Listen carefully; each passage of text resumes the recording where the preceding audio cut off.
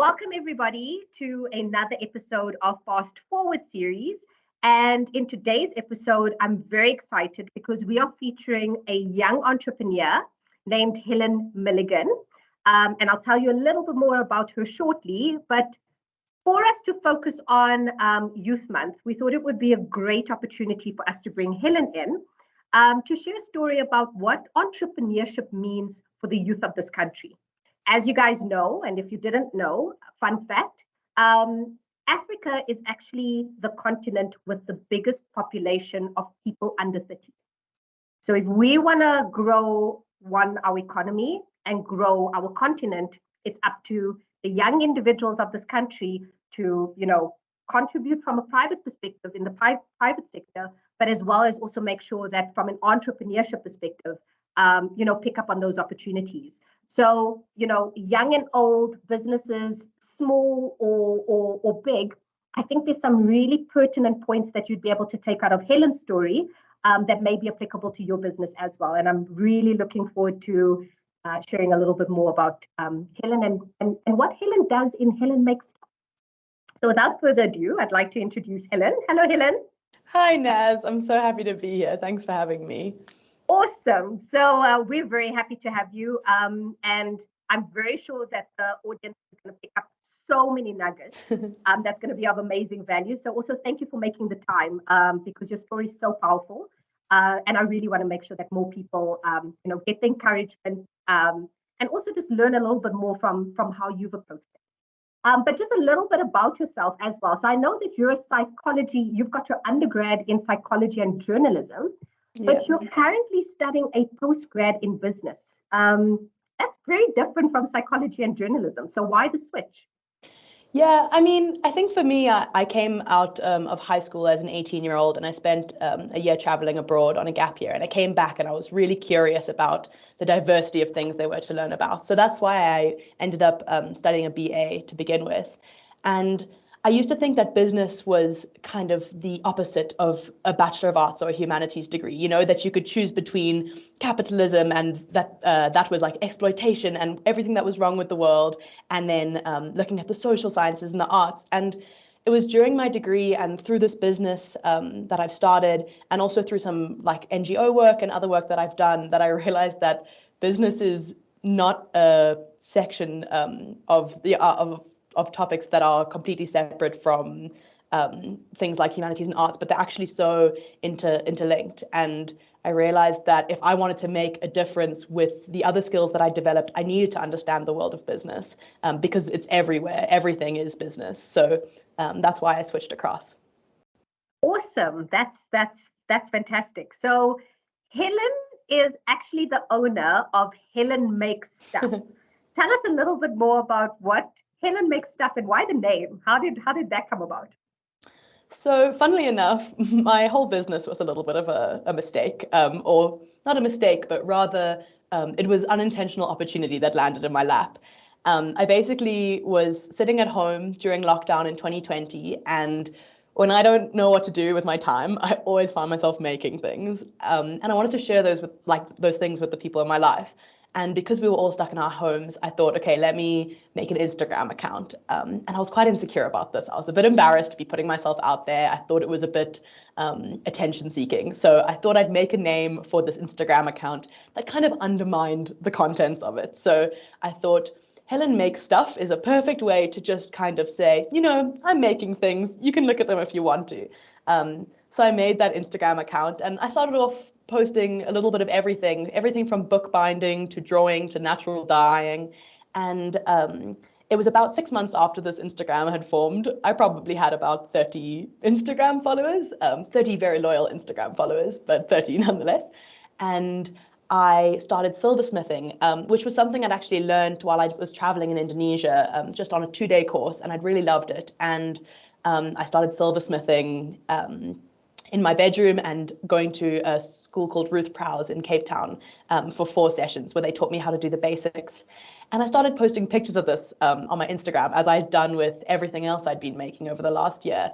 And people really liked it.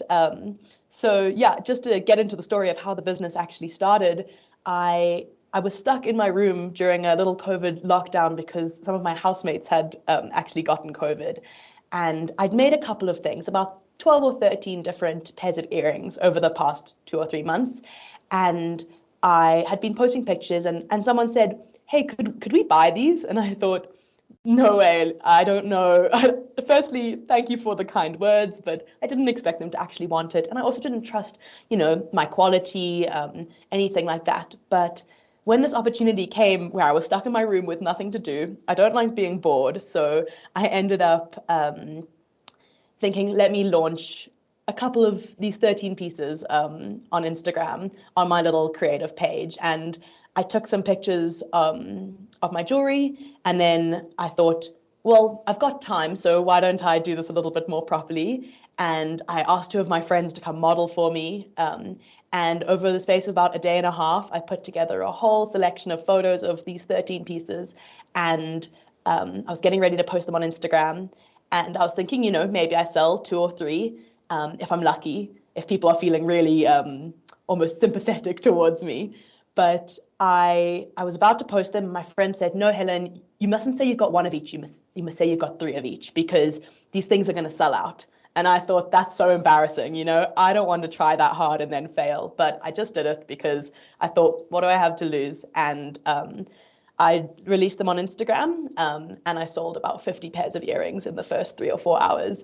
And from there, it's just been a little business that I've been growing. So that was my little accident, my happy accident, but was really just an opportunity that kind of fell on my lap and I took it.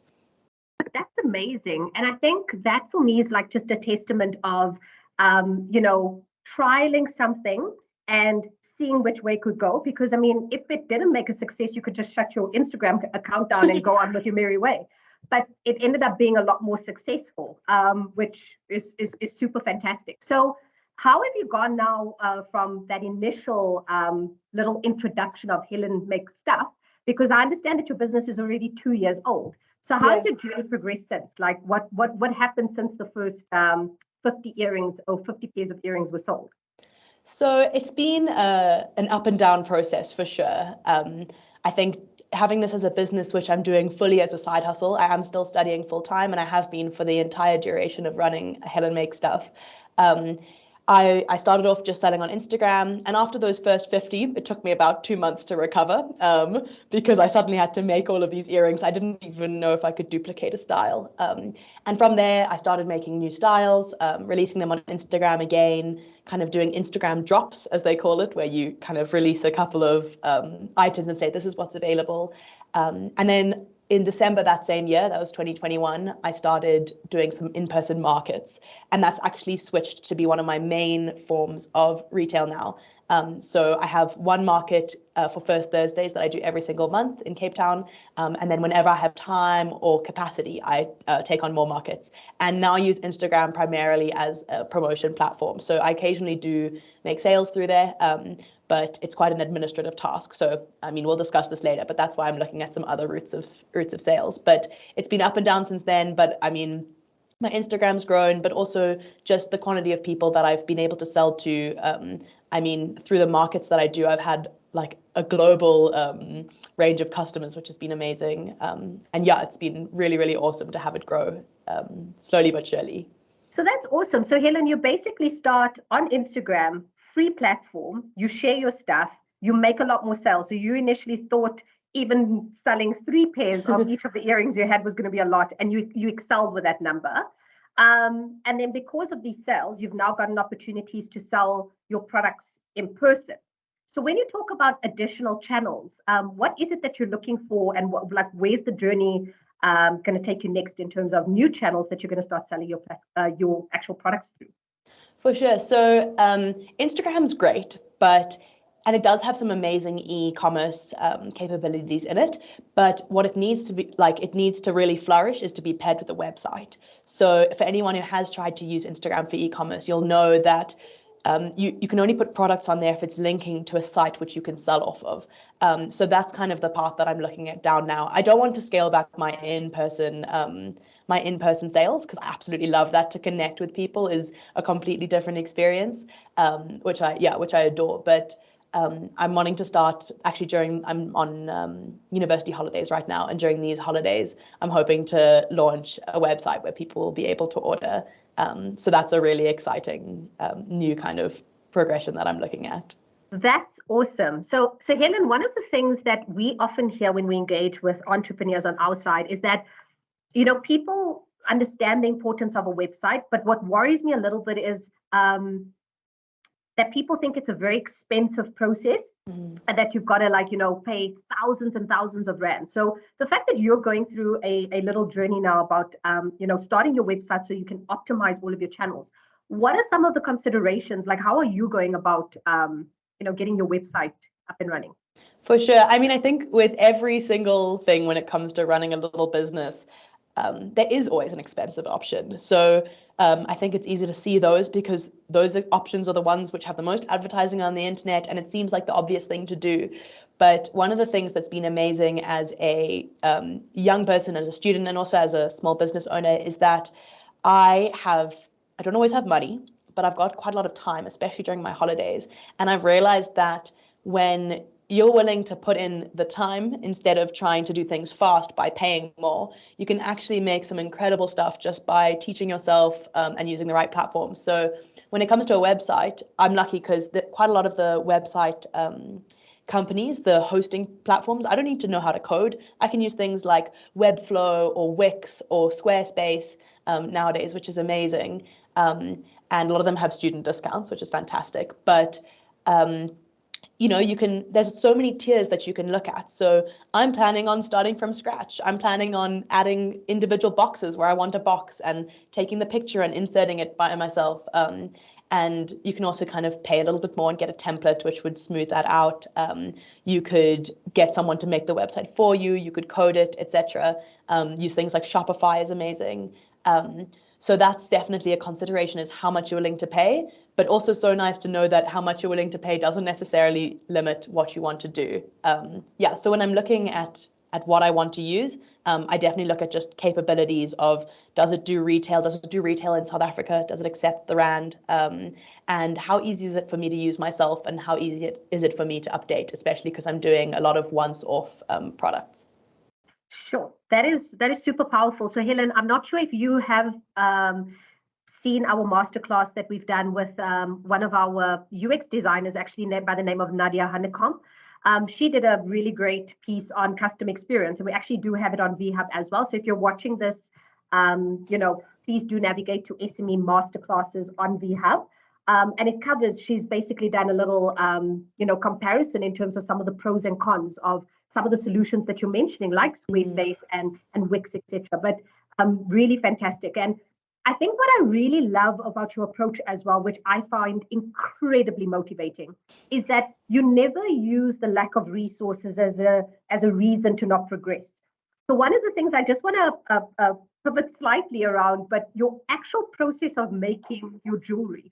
You covered a process about using a little bit of a mayonnaise jar. So for everybody watching this that is not into silversmithing and don't really know what that process is, just talk us a little bit through how a product comes to life, but also, the process of making it that shiny, amazing thing, and how you actually overcame not having all the tools that you required at first.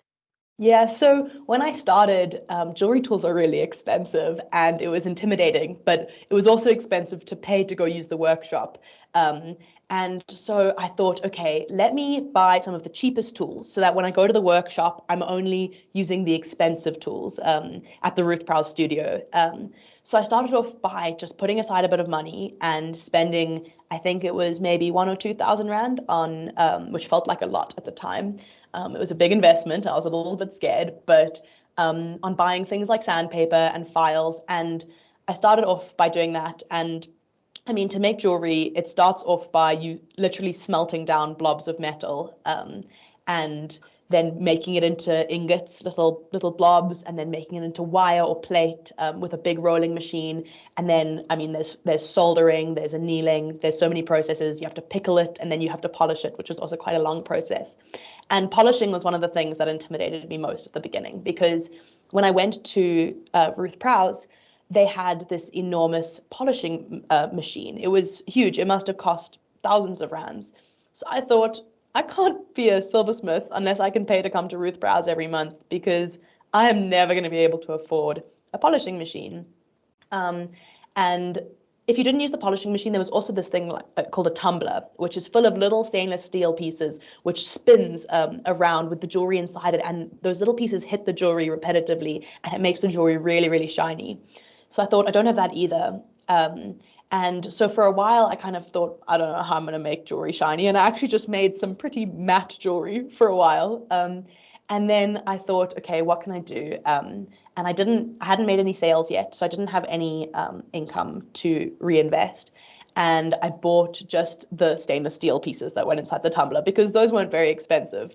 So what I did is I did two different things. The first thing I did was go to my dad's garage and get out his drill, and I got a mayonnaise jar, and I built with some nuts and bolts and a piece of wood, I built an attachment for the lid of the mayonnaise jar, so I could use my dad's it's a tiny drill, to spin this mayonnaise jar like a tumbler would. And when that didn't work, I just used to shake the tumbler for 15, 30 minutes. My biceps definitely got to work out, just to try and polish my jewelry. So I didn't have the things I needed, but I was able to kind of make a plan. And because of that, I was able to start selling jewelry, which was how I eventually funded getting a tumbler of my own. Wow, so you have your own tumbler now, and is it like one tumbler? I actually don't know about the silversmith process. So do you require multiple of these, or is one sufficient? One is fine. I've got a cute little one. It's the smallest one you can get. But it felt way out of my budget. I remember saying, like, one day I'm going to get a tumbler, and my biceps are going to be so happy because they are exhausted. So yeah, that was an amazing thing. And it's been a process like that with all of my tools. Now I've invested so much money in tools. And before, making one piece of jewelry was really time consuming, because I was working with low quality tools and I didn't have most of the things I needed. But through that hustle at the beginning, just making a plan, I managed to sell some things, and all of that money that I've made for the first year or so went straight back into the business, which didn't feel like too much of a sacrifice, because actually I was also getting to fund my passion. I've always been so crafty, and one of my biggest life expenses has actually been to fund that passion. So it was amazing, where I was reinvesting into my business, but because my business was my passion, it didn't feel like I was losing that money. And it's now I can make jewelry of a much higher quality, much faster, which makes it much more enjoyable. It's still slow, but yeah, so that's kind of been the process of that. And I'm assuming in that process, even though the craft is still there, the fact that it's quicker for you to make and more efficient in the process, it leads to better profitability, right? Because you can push out more pieces, and it's still of a really great quality versus when you were doing all of these things manually. For sure. I mean, with the silversmithing, it still is completely manual, but it's a faster manual way, which has been great. So I still feel like I have a lot of love poured into each piece. Each piece is passing through my hands at least 20 times, I'd say. There's so many different steps, but each of those steps is taking a little bit shorter now. And I have a lot more faith in the kind of quality that I'm able to deliver, which is awesome.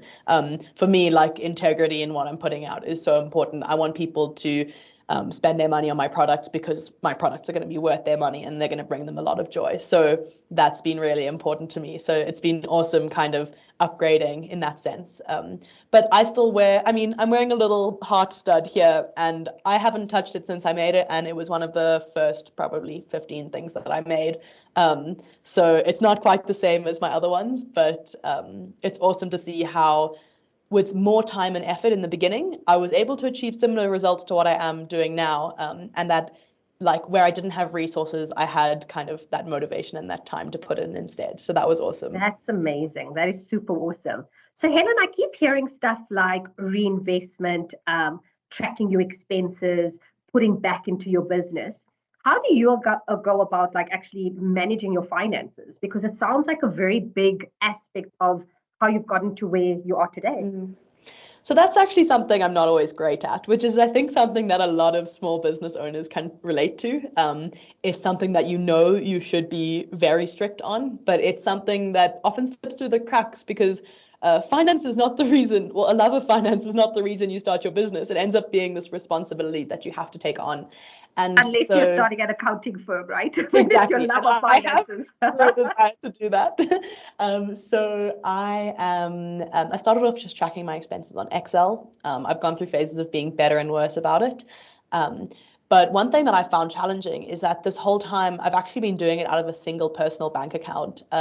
So it can be very difficult to know what is the expense that was just my grocery shop and what was my new set of like jewelry tools or my new batch of silver. So that's something that I'm looking into now, which I think is going to streamline the process a lot, because especially when you're doing something like that, like finance, that I don't enjoy, it's so worth putting in that time, I think, now, to make sure that the process is as streamlined and as easy as possible so that it's not something that I resist.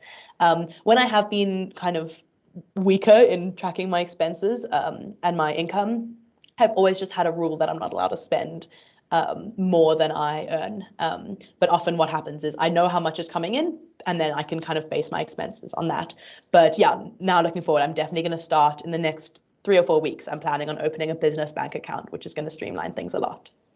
Sure, a business bank account feels like a very big step in the entrepreneurship journey, which I think is also really exciting because, I mean, when you look at what's available, I mean, we've got like really big banks in a really mature banking system in South Africa. So, the options are there and they're quite affordable. So what's important to you when you're looking for a, partner to part or a bank to partner with to start keeping your business finances intact? Yeah, I felt the same about a business bank account. I thought, oh no, I need to know how to do taxes really well. I need to understand all of these finance things if I'm going to start a business bank account. But it's actually been a lot more simple than I thought. The big thing that you need to do is you need to register your business name, which is pretty easy to do online. I'm sure Vodacom is able to kind of maybe in the future provide some guidance on how to do that. But once you've done that, I've just been looking at a couple of different banks, and a big thing I think to look at is what you need it for and what your business looks like, because I don't think one type of account is going to be the right account for every small business owner. So for me, I know that I do a lot of card transactions. So looking at the fees for that is really important to me. Whereas if you're doing a lot of cash transactions, then maybe looking at maximum free deposits for a month, or cost of deposits would be really important, or even cost of withdrawals if you're needing things like change. I always dreaming big, so look at the cost of international payments, because why not? I might as well set up something that's going to be sustainable long term if I'm going to put the effort in now. Looking at different banks and what their fees are, but also what suits me well. I actually am with Standard Bank for my personal account, so looking at the cost of transactions between banks could also be a factor if I'm planning on transferring money in and out of my personal and business accounts regularly. So I haven't finalized it yet, but that's one of the reasons I'm looking at Standard Bank's small business bank accounts. And there are actually quite a lot of small business specific bank accounts that are designed to cater towards people with certain needs, and that's really awesome. So no matter which bank you've got, or if you want to go look outside your bank, I'm sure you can. I've been looking just online. Google has a lot of amazing resources, but otherwise just calling your bank and seeing what they have available. I think it's going to be such a great step in streamlining my finances. So I'm excited about that.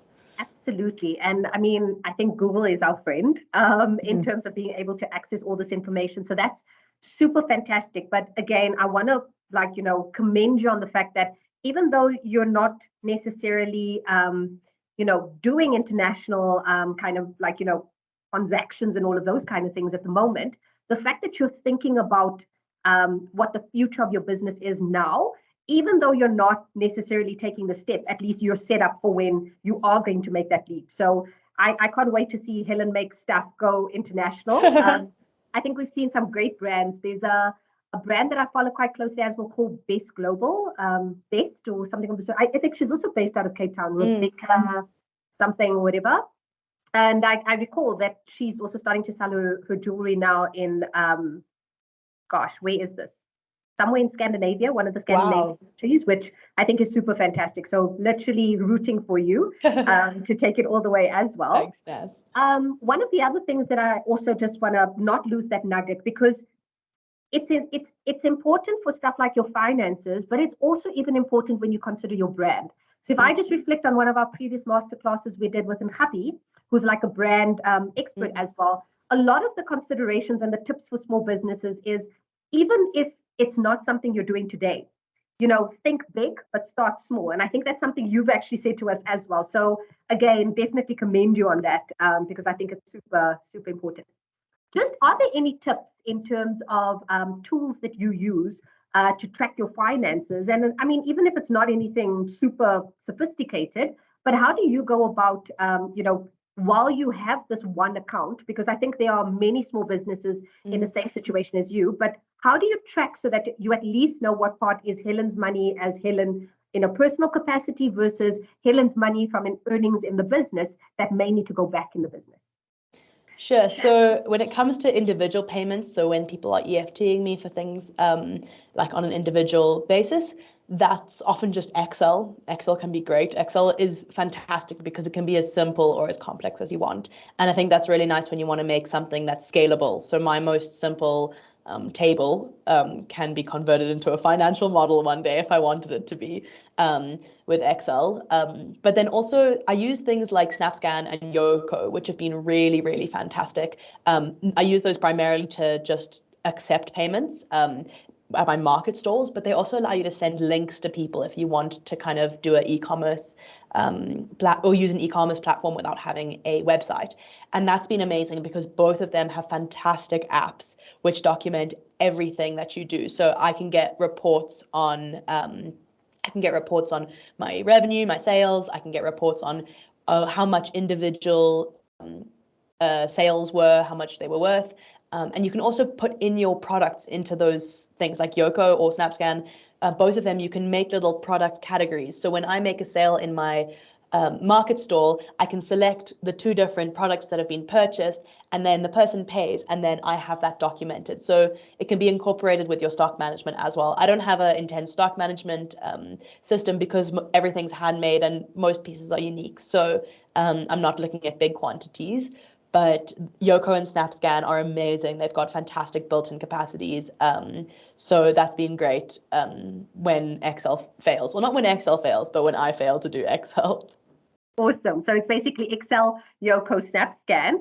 I didn't know if you know this, Helen, but at Vodacom, we actually do have a payment system called, we've got like various ranges, VodaPay Quicker, which is like your basic starting kind of like terminal.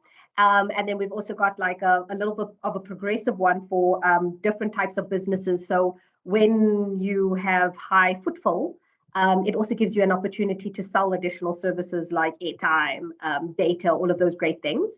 But I'm very happy that you're touching on elements like the power of what comes with a point of sale, because I think a lot of people fail to understand that, and a lot of small businesses fail to understand that the power of a point of sale also comes in the tracking of your business and the tracking of the expenses. So again, guys, if you are if you're watching this, you haven't made the leap yet to a point of sale, please come to Vodacom as a first point of call. We've got some great products. But I think what's super important for us is to ensure that you actually do make that leap, because it will give you all sorts of insights about your business. And the more you can track stuff, the better off your business is. Because if you're looking to grow and scale your business, a bank is not going to give you money on, additional lending on transactions that have been sitting under your mattress. Versus if they can actually see this is how Helen makes stuff has gone from this many sales per month to this many sales per month, they know that you're good for it. So definitely, please do take that leap. No matter how small your business is, no matter how young you are in your journey, I think it's an important aspect. Exactly. I've looked at the VodaPay, the Vodacom point of sale since I bought my point of sale. I didn't know about it before, but I mean, it looks fantastic. And it's such a worthwhile investment because although at the beginning, when I bought my point of sale, I hadn't made any money and it felt really audacious almost to be thinking, I'm going to get this machine that's going to accept sales that I don't even know if I'm going to make. But because of that, especially we're in a cashless world now, we really are. And I think that having those have been the reason that I've been able to accept so many payments and so many sales that I wouldn't have been able to otherwise. And they've got those amazing tracking capabilities too. That is awesome. So Helen, one thing that I don't want to lose track of as well is your creative process. Because I think, what I always find so interesting is the different uses for platforms like Instagram and Facebook and all of those kind of things that entrepreneurs use the same tools very differently. So one of the things I just want to touch on and share is, platforms like Instagram, Facebook help to drive activity and engagement. But you've used it in a very nifty way to also be able to drive additional sales. So just let the audience in on exactly what it is that you've used Instagram for, which I can tell you guys, this is probably the first time that I've heard this being a strategy used, and I think it's brilliant. I think you're referring to how I released my first jewelry, and it was something that I didn't even think through properly before it happened, and so now I'm hoping that someone else can use it intentionally. But with the style of selling on Instagram, where you're not using their e-commerce platform, you're actually just using their normal photo sharing. So I posted pictures of my product to my feed, and then I shared them to my story. But what I did was I first posted a countdown to that moment when I was going to release the new styles, and I released them all at the same time. And because I had a limited availability, people had to comment on the post of the thing that they wanted in order to claim it. It's something that's quite common for people who've done like thrift stores, for example, on Instagram. It's kind of the drop style. And what I didn't realize it would do was it just drove my engagement metrics absolutely through the roof. So I didn't have a lot of Instagram followers when I released my first jewelry, and I didn't know that I'd be able to reach people organically through Instagram. I thought I'd have to kind of do a promotion or a giveaway or something like that. But Instagram rewards engagement. When they see something that's doing well, they go, oh, we want to please our users, and this content is getting a lot of attention, which means it's pleasing to people. So let's show it to more people so it can please more people. And so when I posted my jewelry like that, and within 3 hours, I had tons of likes, lots of comments. So I even had people commenting after I'd sold out of things saying, when are you going to make more of these? And lots of people who I didn't even know and didn't even have any mutual contacts with asking to purchase my stuff. So that was an amazing way of actually understanding how does Instagram work and kind of utilizing that to my benefit. So when you can make those peaks in engagement, Instagram really recognizes it and it rewards it. So there's a lot of ways you can use Instagram that'll be rewarded by the algorithm. So things like Reels at the moment are hugely prioritized by Instagram. I once posted a reel. It took me maybe a minute and a half to make. It was one of my simplest reels, and I was almost frustrated because reels that I'd spent much longer making hadn't gotten the same traction. But I posted it, and I had an illustrator I love from London who I'd been following for years liking my reel. I had so much more engagement, like thousands of people, which I didn't have that following. So understanding reels and understanding also the importance of regular posting, which is something that I'm great with, especially as a student, because my business does have to ebb and flow with my academic commitments. But if you do have the capacity, doing things like regular posting and understanding how to kind of leverage the Instagram algorithm can be so helpful. That is awesome. And I mean, I definitely learned a whole lot. I do know that obviously comments are more effective than likes, saving and sharing are even higher. So I think the ability for you to drive that organically, I think is super powerful. And I really hope that people watching this, take some of these tips and tricks as well. How else do you use, because I think one of the things that I also found very interesting about your business model is the more unique the piece and the less that's available, the more appealing it would be, because then people feel like I've got this one-off piece. So how do you go about keeping that creativity going so that you're constantly coming up with fresh pieces, but not needing to mass produce for it to be profitable?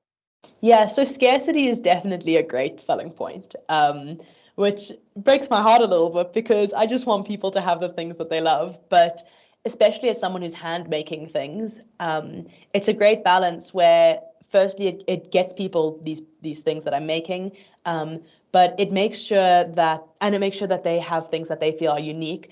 But it also means that I don't get so creatively bored. I love making new things more than ever. I love making them more than I like making repeat styles, of course. So I've kind of struck a balance now where I started off just having kind of limited edition. I now have a balance of the things that people know they'll be able to get, my kind of staples. They're things that I know people like, and people come to me for those. They say, I've seen this ring a year ago and I've been wanting to come back for it. So those things I always have. And I've designed that also about what do I have the capacity, both what do people like and also what do I have the capacity to make in larger quantities. And then I'm still making once-off pieces. Sometimes I advertise that it's a once-off piece, which can be amazing. And then sometimes I kind of wait because if it's snatched up, I sometimes have to consider whether it might be a good prospect for making in a larger quantity. So it's also just about balancing that. I never want to tell someone that they're getting a one of a kind and then replicate it later. So yeah, exactly. Yeah, I just have to kind of balance those two things. Happy. And then, like, even just your research process. So, how do you use social media and other channels of connecting with customers? Because, I mean, you don't have a physical shop, right? So, your feedback is all about what you get from customers at your markets, but also what type of engagement you drive through your platform. So, how have you been able to use social media to get that information going? So something that I've actually loved about social media is that I realized it was basically free market research. So I only learned about market research this year actually in my marketing course. But before I knew that I needed to understand what my customers wanted. And I thought, I can't send out a survey. I can't do that kind of thing. I just don't have the capacity. And I didn't have access to market research reports. Those are very expensive normally. But social media, it's designed to let people tell you what they like. And you've got these amazing metrics just in the shape of likes and comments and shares that Instagram provides to you, especially if you have a business account on Instagram. You get more metrics than you do as a personal account. And both in stories and in reels and in normal feed posts, I've been able to firstly maybe show something that I've made already and see if people like it. Like I was talking about earlier, where I can decide if I'm going to make something in a larger quantity or not. But I've even gone so far as to sketching out ideas on pen, like with a pen and paper, and posting a picture of my little drawing on Instagram. I once did that with a ring. It was a ring that was going to be a little bit challenging to make, and I already had enough rings on my fingers. So I thought, if I make this, I'm actually going to try and sell it. And I didn't want to make it and have it be homeless in case I was the only one who liked it. So I drew that picture and I had an overwhelming response. And now I've made a couple of those rings, which was awesome. So understanding Instagram as like a free market research has been amazing. And it's really decreased my risk that I have to take in releasing new products. And especially I'm looking at making my process slightly more like aided by an external source. I'm going to start casting some of my jewelry, especially some of my more repetitive styles. And before I make an investment like that, where I'm making a mold of some of my jewelry, I need to know that kind of thing. So both from my markets, which is kind of a classic way of actually seeing what sells, I can also see what do people want to buy before they even buy it. So that's where Instagram's been amazing. That is so brilliant because, again, I think, years ago, people would not have had this. You would have had to make it and take the risk and then see what happens thereafter. Now you've got this opportunity to, can something, if you see the engagement isn't there, like you actually mentioned, the platform is designed for people to tell you what they like.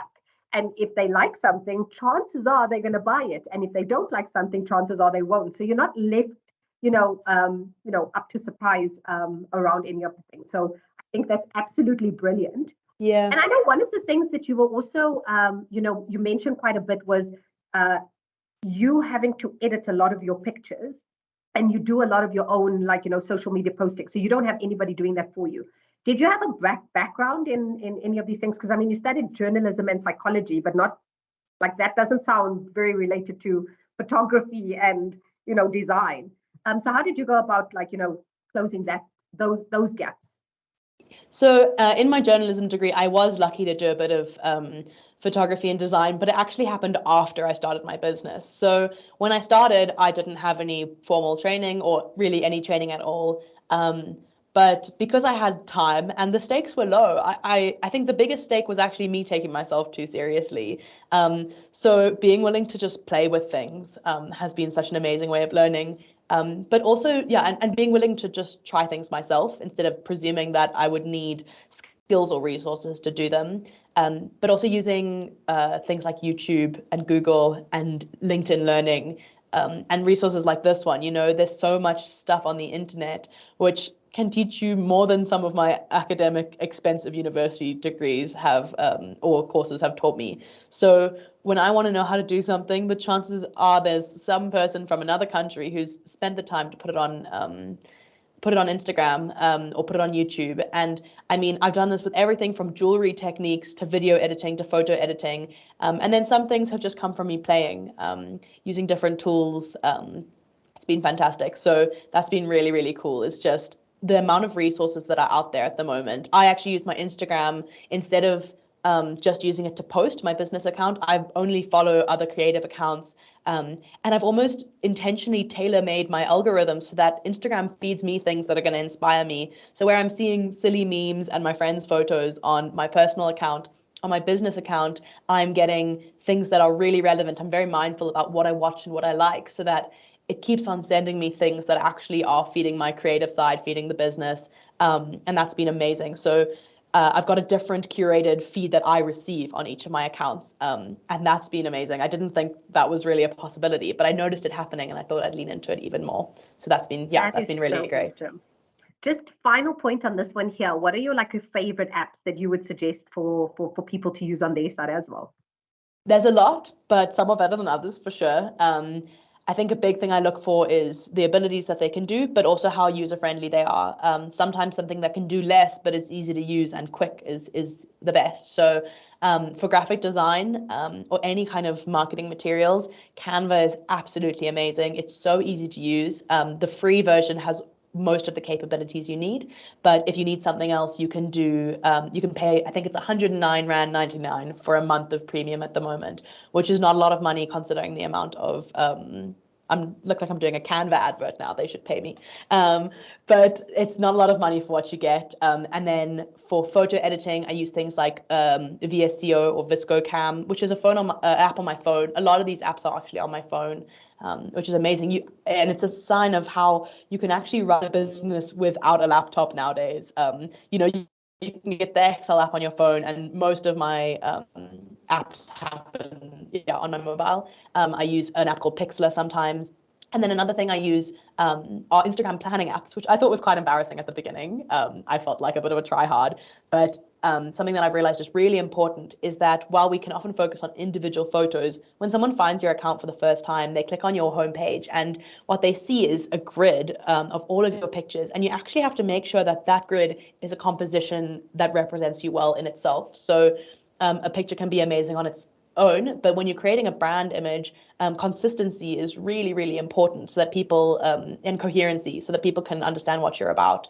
So I often use Plan. There's one called Plan with 2 N's and another one called or UNUM, which both have free capabilities and then premium capabilities. But that's allowed me to make what could be really simple look just that little bit more professional by making sure that my Instagram feed looks like it's had a lot of love put into it, which it has.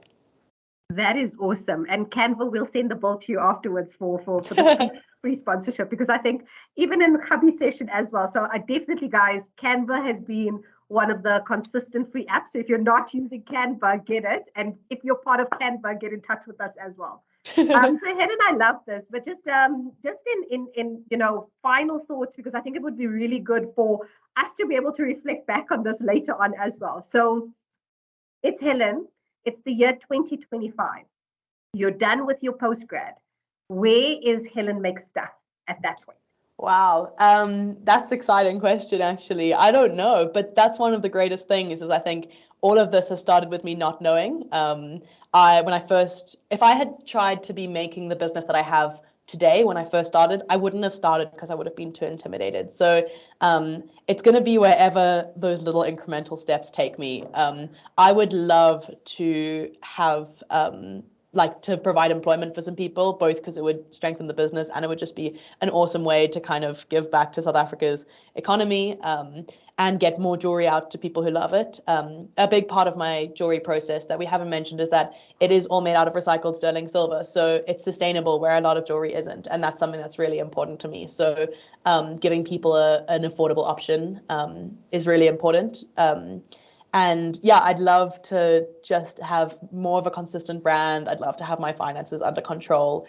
And what's been amazing is realizing that capacity is not something that's inherently tied to where I'm at and how much time I have, but it's actually tied hugely to the systems that I've put in place to kind of aid me and expand that capacity. So a big thing I want to have done is implemented those systems which allow me to, even if I'm keeping it as a side hustle, I think this might be a permanent side hustle for me because I've got a lot of other aspirations. But for me, yeah, having that website, having a streamlined stock management system, changing the manufacturing process of some of my best sellers so that I can get them to the people who want them, having a streamlined finance process. And we've discussed a lot of this, but I think that's going to be amazing and it has already been amazing in showing me that my capacity is very fluid without me actually investing more time on the day-to-day. It just takes that initial investment of time to set up systems that allow me to thrive. So that's a big one.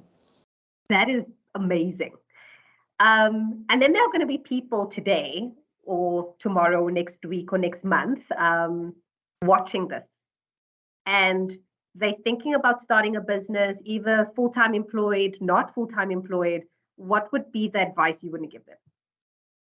I don't want to quote Nike, that's probably copyright, but just do it would probably a great place to start. I think that, yeah, it's the little steps. And also not being too afraid of failing. Most of the entrepreneurs I've met have had a couple of failures already. Something that I find really helpful is actually kind of quantifying to yourself what you're willing to lose. Because then if you put that money in or you put that time in and you go, I'm willing to lose this time, I'm willing to lose this money, then you're actually in a really safe position and you're able to protect yourself. I've been come from a very privileged background. So for me, I knew that I had things to fall back on. So for people who don't feel like they have that or they don't have that, understanding what you're able to lose can be super, super helpful. And then also just, taking little steps. As I said before, if I'd seen it as what it is today, I wouldn't have started. And when I posted those first pictures for sale, I didn't think it would be what it was 5 hours later. So that's been a huge thing. It's just doing it and just taking those little steps. Helen, that is incredible. I think, again, for young people, old people, anybody actually, because your tips that you're giving are such practical tips. And I think it's so experiences that entrepreneurs would encounter regardless of how long they've been in business for or how young or old they are getting into business, either for the first time or trying to scale a business. So I definitely appreciate all the time, all the effort, all the tips, all the honesty in the process as well, because I definitely think a lot of these elements are going to be super valuable. So thank you so much for spending the time with us and for sharing your story. And I really hope that Helen Makes Stuff continues to thrive. And the success that you see, will be, fast, as I mentioned. So I travel a lot. I can't wait to see Helen Makes Stuff, which is sustainable, jewelry made from recyclable stuff, on global shore. So yeah. Thanks, Nas. It's been such a lovely time being with you here. And I'm hoping that it's going to help one or two people at least who are watching. But maybe if I'm lucky, it'll be like my little jewelry launch and it'll impact a couple more people than I thought it would. I definitely think it will. Thank you so much, Helen, and we'll chat soon. Nas. Awesome. Thanks, Nas. Cheers. Bye. Bye.